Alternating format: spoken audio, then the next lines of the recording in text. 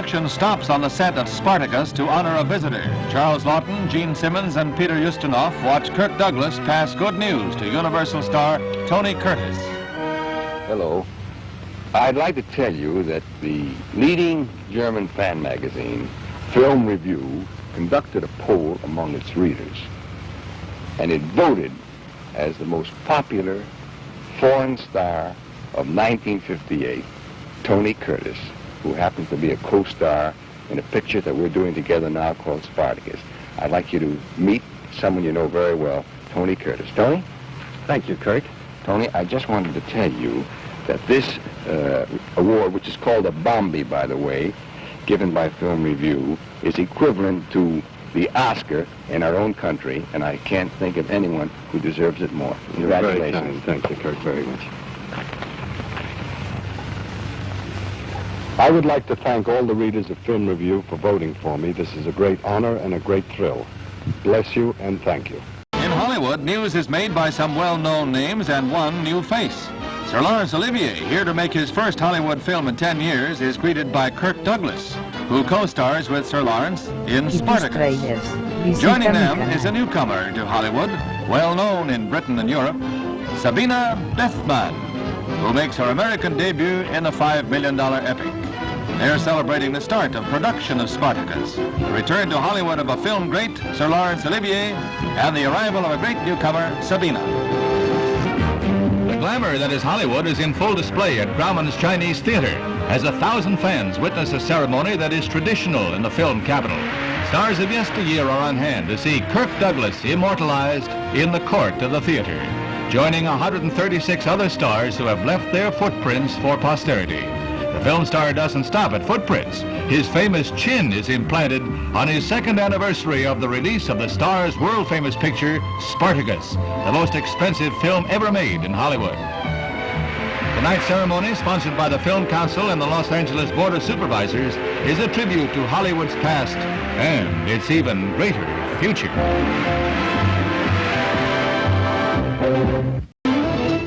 Arriving in New York by jet, the star of Hollywood's newest and greatest spectacle of ancient Rome, Kirk Douglas, who plays the famous Roman gladiator Spartacus in Bryder Productions' $9 million epic. One of the most expensive pictures ever made. It has a brilliant cast. Lively advance interest in the book is shown at Idlewild before Kirk goes on to discuss worldwide release of the new film with officials of UI, which will distribute Spartacus.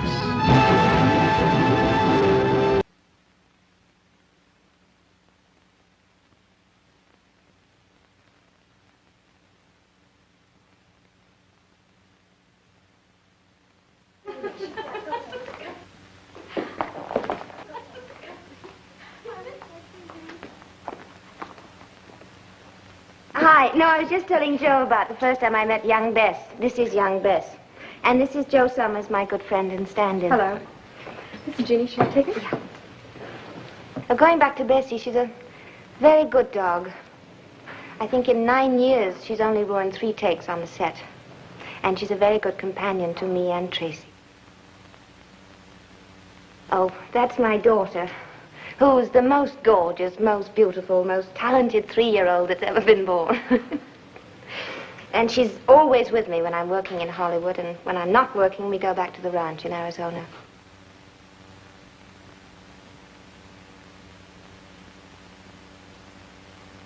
Nope. No, it's a beautiful place. We have a beautiful house there.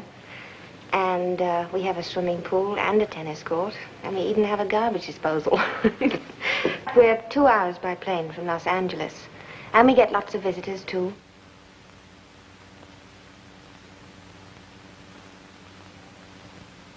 Well, yes, I am. But in this particular sequence, I have been taken from Spartacus by the Roman general, played by Sir Laurence Olivier. And he has dressed me in a style befitting his station and his home. And also he promises me my freedom in exchange for certain favors. Yes, it was very exciting. Larry is considered one of the greatest living actors of our day. But sometimes I found it very difficult to work with him because he's so good that I would watch him and forget what I was supposed to be doing. Yes, I've worked with Charles Lawton and Peter Ustinov. Now, Peter's very difficult to work with, too, because he's such a funny man, and I'm a terrible giggler, that I ruined more takes working with him. Tus trailers. Visita mi Tony canal. Curtis, I haven't worked with before, and Kirk Douglas, I've never worked with before. Yes, that's right. I play the part of Varinia, a slave girl who falls in love with the leader of the gladiators, Spartacus, under the most difficult circumstances when we're trying to capture Rome. Some of the love scenes that I play with Kirk are unlike any that I've ever played before.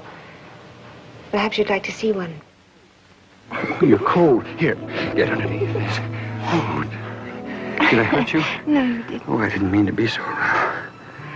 Why don't you kiss me? This is the first time I was ever going to have a baby. Baby.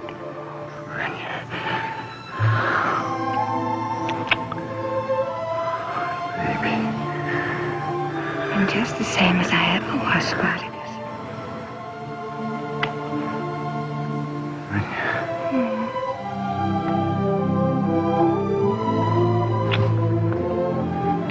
I won't break. It was my pleasure. Thank you and goodbye. Was a gladiator who revolted against the power of Rome, and it's a very, very different to the usual Roman film. I find it very interesting to do.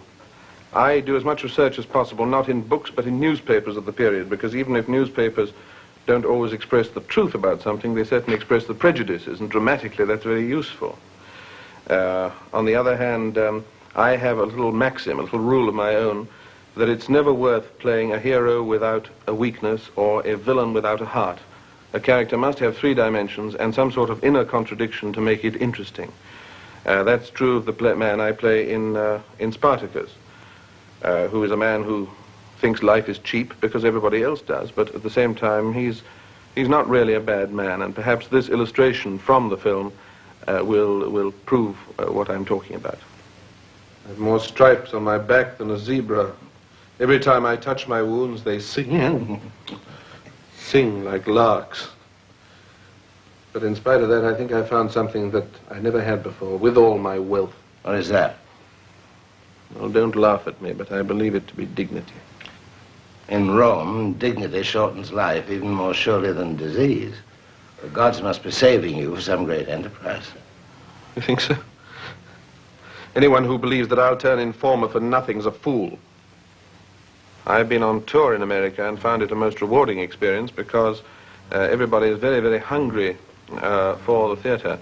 The European artists are extremely courteously and well treated over here.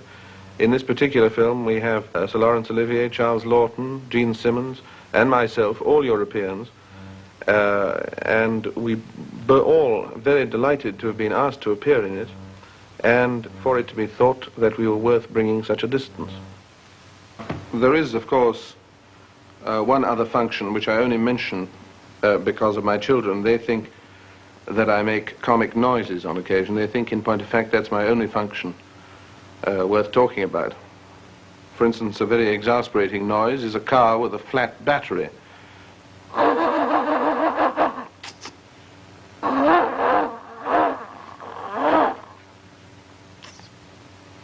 Then you have to ask for help. Or else there's the ship in a fog, which goes shh. Or the bad cellist.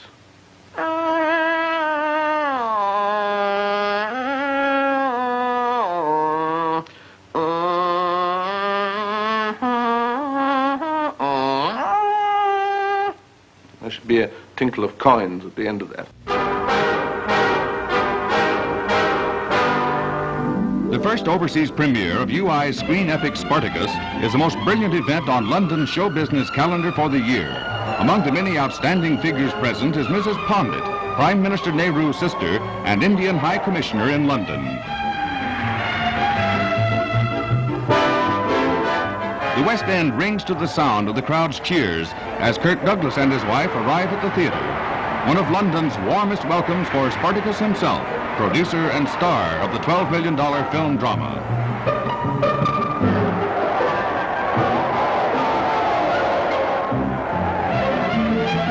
Climaxing the parade of notables of politics, show business, and society is the arrival of Princess Margaret and her husband Anthony Armstrong Jones.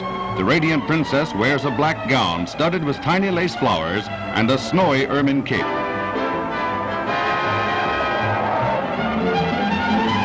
In the foyer, the princess and her husband will meet a host of film industry leaders and ranking stars. Mrs. Christopher Soames, Sir Winston Churchill's daughter, presents Kirk Douglas, and the princess has a lot of questions about Spartacus. Director Stanley Kubrick and UI President Milton Rackmill are next, and then UI's Vice President for Foreign Operations, Americo Abuaf. With curtain time only minutes away, the princess and Mr. Jones enter the theater to see the film which London has already greeted with a full ovation, Spartacus.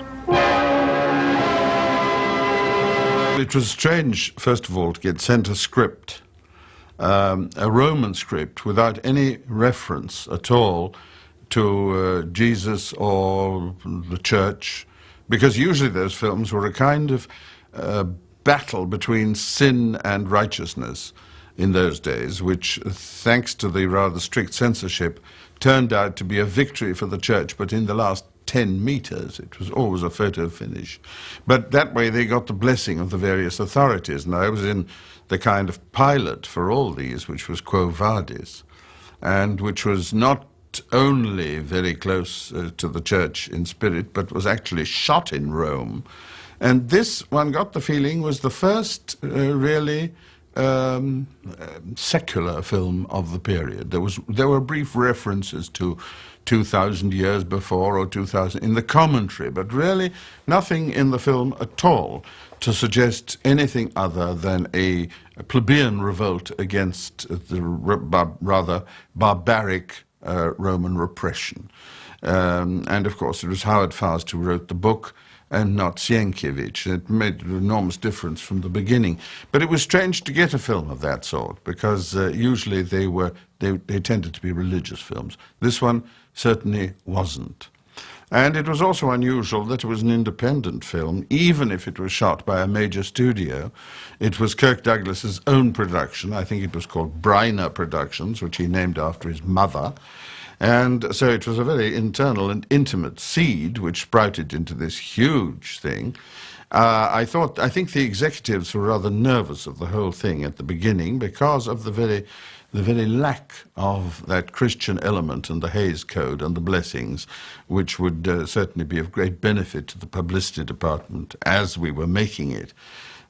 Quo Vadis, for instance, to revert to that for a moment, we shot that in Holy Year in Rome, and I, for the publicity department, shook hands with innumerable American bishops who always said the same thing, their rimless glasses glinting in the Roman sun. Well, I certainly never thought I'd shake hands with Nero. Well, I had that one time and time again. Luckily, in Spartacus, there was no jokes of that kind. The only thing that happened as we started the film in Death Valley, then still directed by Tony Mann, and he's still responsible for all the scenes in Death Valley at the beginning, a woman came up to me, a tourist, and said, "What is the name of this picture going to be?" And I said, "Spartacus." I couldn't speak too loud because they were shooting. I said, "Spartacus." She said, "Spartacle? That's a funny name for a major picture." Anyway, be that as it may, it shows a completely different ambiance from the piety of Quo Vadis. I must say I'm very grateful to Kirk Douglas for having given me the part. I enjoyed playing it within the limits imposed by the strange things that happened. It was a very heady mixture. There were some very different people at loggerheads with each other in that film. But it was a very, very rewarding experience. And I think he was, as I said before, very courageous in undertaking a film of these dimensions on this particular book at that particular time. I held Howard Fast in high regard, and I was keen to be a part of that team. At the same time, we all got a slightly nefarious pleasure out of the fact, which I don't know whether it's true or not, but we heard that Kirk Douglas went for the weekend to Palm Springs exhausted by his work, he didn't even bother to change. He went as a slave, coiled up in some rags at the back of his limousine, and he slept almost as soon as he got into the limousine. And the chauffeur stopped at Banning, I think it was, about halfway, in order to get some gas. And Kirk Douglas woke up because there was no motion, saw that there was no one around, and thought, I'll take this opportunity to relieve myself, and went to the toilet. The man came out from paying for the gas, looked in the back and saw a pile of rags and said he's got to be under it. Got in the car and drove off, and Kirk Douglas was stranded in the middle of nowhere, dressed as a Roman slave and covered with grime, protesting he was Kirk Douglas, which they found hard to believe. Naturally, we, all of us, had heard this story, got quite a degree of pleasure out of it, which perhaps shows that they were all iconoclasts by nature. I hope, looking at Kirk today, he doesn't seem to have come out of it too badly. The helicopter must have been much more frightening than that. I don't know why there should be a feeling that it was two films. I've heard this before, that it was partly noble and dealing with the highest possible level. I don't see that Revolution, conducted that way, is really very high level. And that really people had no right to behave wittily in ancient Rome. They should all be of the same mold. But all things in life exist side by side, and there's absolutely no reason why they should be incompatible. I think that's a prejudice which arose from the period then, when they expected the thing to have one overall colour, and where anything comic was termed as relief, which is so silly and stupid. It isn't relief. Life is full of comedy. And to my mind, comedy is merely tragedy which has gone wrong. And, of course, tragedy is merely comedy which has gone wrong. It's liable to happen to everything, because life is full of surprises. And the most mature kinds of work are ones in which you don't know whether you're going to be asked to laugh or to cry at the next moment. That is really drama as I see it. I don't believe in comedy, or slapstick, or tragedy. I think it has to be a mixture, if it is going to be at all lifelike, and remind people of their own experiences. After all drama is really, in a sense, relies upon elements which people have seen but have not really noticed. All Shakespeare does, to take it at its highest, is to bring things to your attention which make you say, my God, how true that is. Yes, I hadn't thought of it. It's quite untrue. Of course you've thought of it, but you hadn't put it into words. You hadn't put it into actions. You hadn't been moved or made to laugh by it. And that's the whole art of the drama. Working with Kubrick was interesting. He was a young man then, who wasn't. And I put in my book, perhaps a little unwarranted, a little cruel, that he showed none of the virtues or vices of youth. But I think he was keeping them to himself, that's all. I don't think he felt very comfortable with a film of those dimensions. Why should anybody feel comfortable with such huge responsibility of battle scenes and goodness knows what? I don't think we ever really saw the real Kubrick. I mean, I think Kubrick was a man who was using this, quite rightly, in order to hit the big time, but whose faith was really basically in the small time, which became big. I think he wanted to do films his own way, and I think he really basically lived with the thing, but didn't really feel it as profoundly as perhaps he would have done had he been at a different phase in his career. I never understood exactly why they'd got rid of Tony Mann, except that I should imagine that Kirk had wanted Kubrick from the beginning, because they had done Paths of Glory together, and obviously Kirk quite rightly had enormous faith in Kubrick. But I thought Tony Mann was worthy of more respect than was shown him. He was an astonishing character in any case, and all the beginning of the film, which you see in the movie houses today, even recreated, is all his. He was an astonishing character because he belonged to some kind of vague religious sect, his parents did, in the Californian hills, in which he never wore clothes at all, I think, until he was about 21. And when something disastrous happened to the sect, they went bankrupt and they all had to go to work. And Tony Mann was plummeted from a nudist existence and sun worship straight into the garment district in New York as an apprentice. If he survived that, I think he was tough enough to survive most things. I remember that we also all appeared in Hollywood at different times, and I suspected we all had slightly different scripts, which rather favored our parts. And since Laurence Olivier got there about a week before anybody else, he had Kirk Douglas's ear. And when we did the first reading of this, it didn't quite resemble what we'd received in the post and agreed to. And I remember that first reading with enormous clarity, because I was dressed in a relaxed manner that you find me in today, except I've moved with the times, I think. And Charles Laughton was in a dressing gown with his hair in curlers. And Olivier was dressed normally with a sports jacket. Kirk Douglas was dressed as a slave and covered with dirt and grime. He'd already been leaping from things. And John Gavin was dressed in the full regalia of an important Roman chief of the period. We started the reading, and it was quite different. It started out with Olivier in this version. And he put on a pair of glasses, very relaxed, and started reading the script. Oh, great Lord, although I don't know what, you, oh, hail, O great one. And it was like a litany in church. I couldn't hear what he was saying. And I saw Laughton's face out of the corner of my eye going. Then Laughton came in, made his entrance, and said, "Hail, you great gods of Rome." And again, it was practically inaudible. And I thought to myself, if the race is going to be run at this speed, I'm not going to start sprinting. It's ridiculous.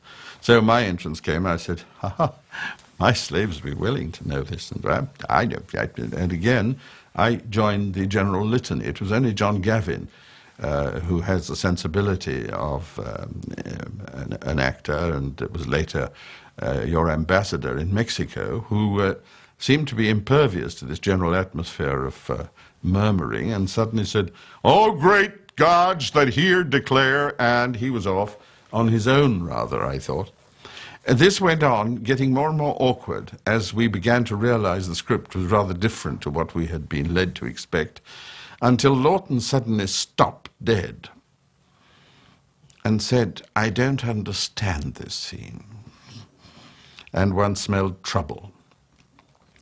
There was a look of complicity between Kirk and Laurence Olivier, and Laurence Olivier said, "Well, I thought, it's my idea, dear boy, this scene. I thought I would represent the future, John Gavin the present, and you, Charles, the past." Charles, I think, deliberately misunderstanding, said, "Why do I represent the present?" No, dear boy, you represent the past. It's Gavin who represents the present, and I represent the future. Well, it didn't get any further, and suddenly Olivier, exasperated by this almost animal dislike of Laughton, said, "Would it help if I read it to you?" And Laughton reacted.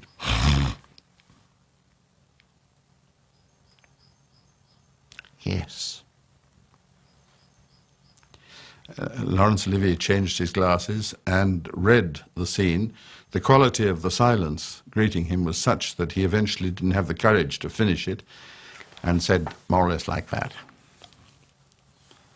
And Laughton said, biding his time, "Yes, I thought for a moment, a little while back, that I might eventually understand it. Now I'm afraid I'm completely lost."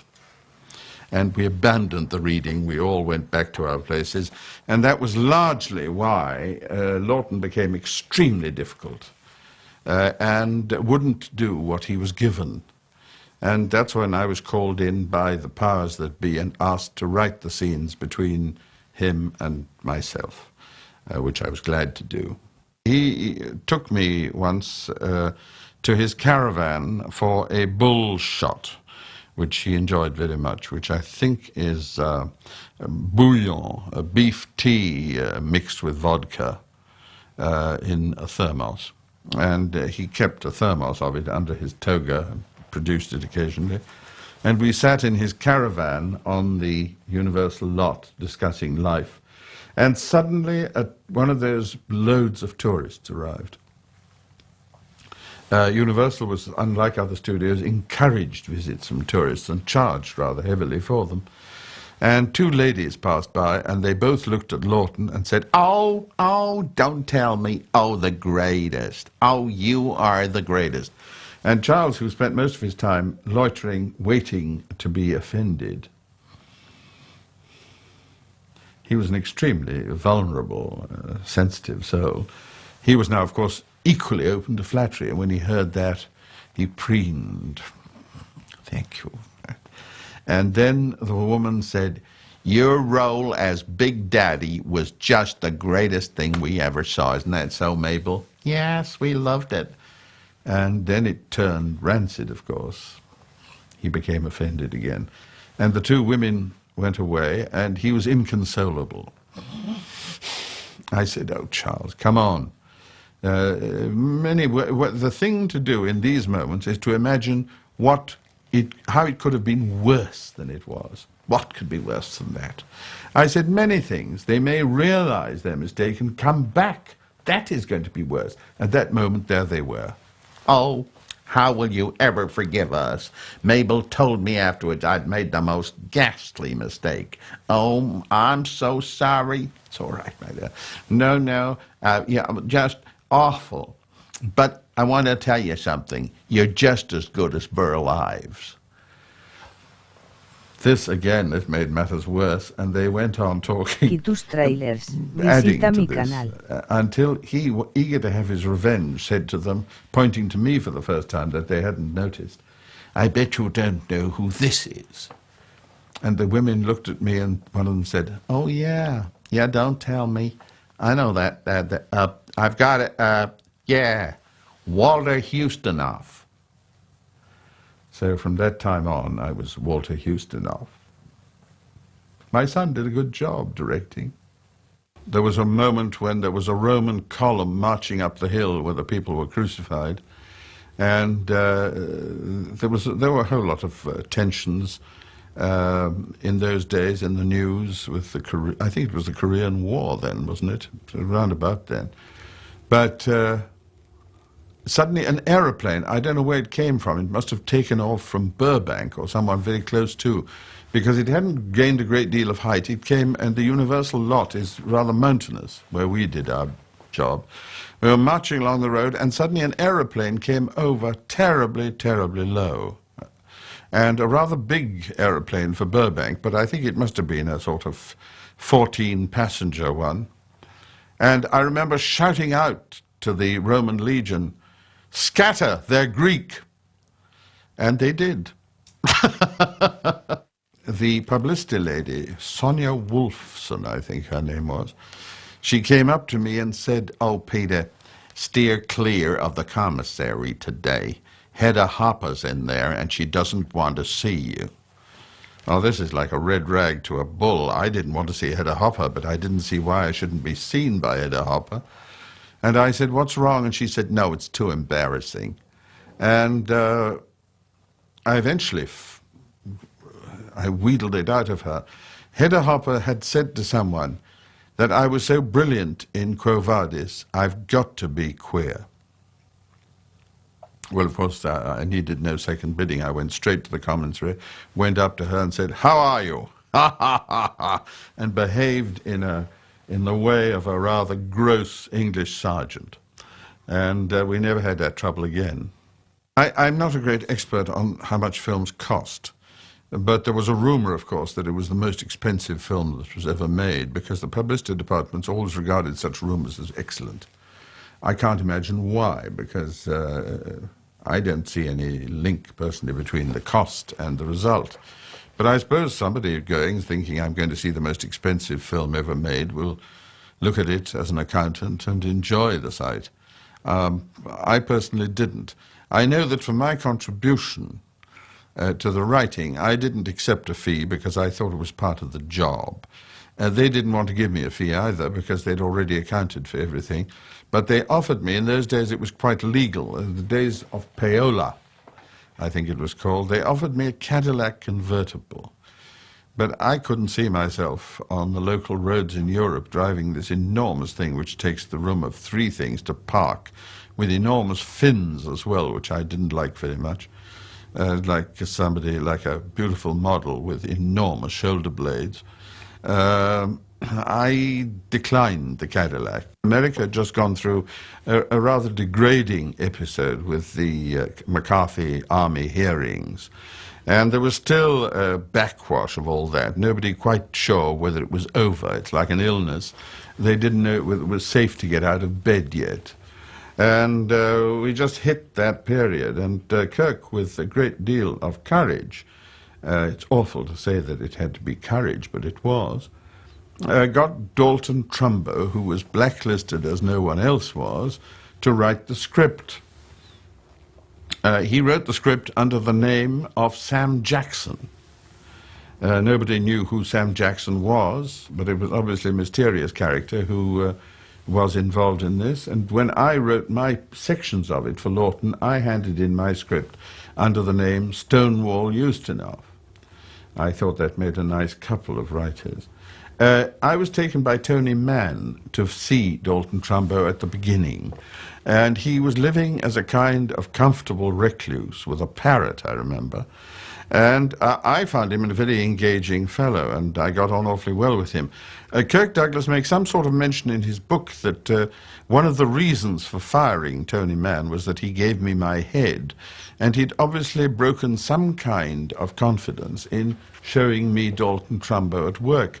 Tony Mann, who was a very delightful character and a very interesting character, did it, I think, because he thought we would enjoy each other. In that sense, he was absolutely right. I enjoyed Dalton Trumbo, and I had no respect for the Army McCarthy hearings. In fact, I'd done 2 very explosive pieces at the behest of the BBC, for the BBC, just about those hearings.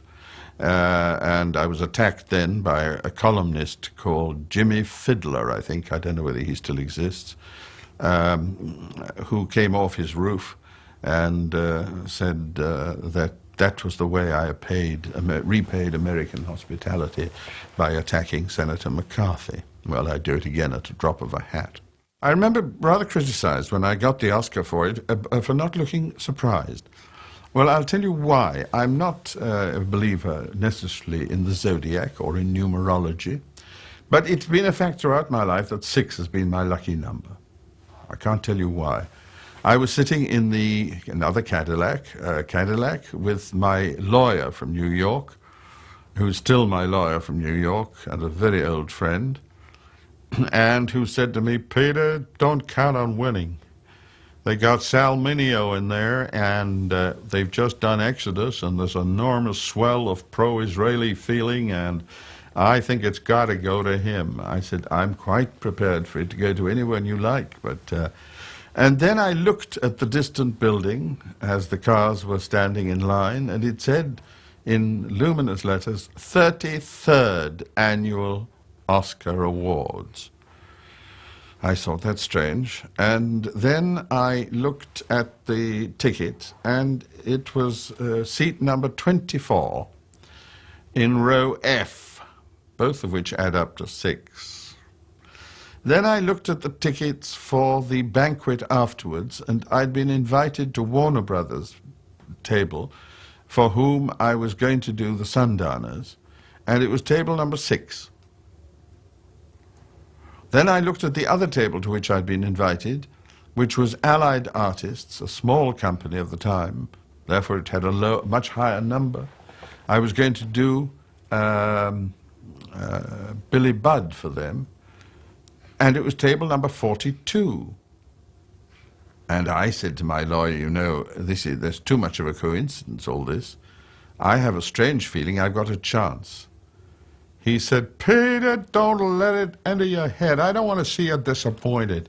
Make your mind up now. You're not going to win. Sal Mineo's got it." And And then I explained to him why. And the driver of the car, the Cadillac, said, well, I gotta tell you, I was supposed to drive Sal Mineo, but they switched plans, and I'm driving you instead, and it's my 33rd birthday.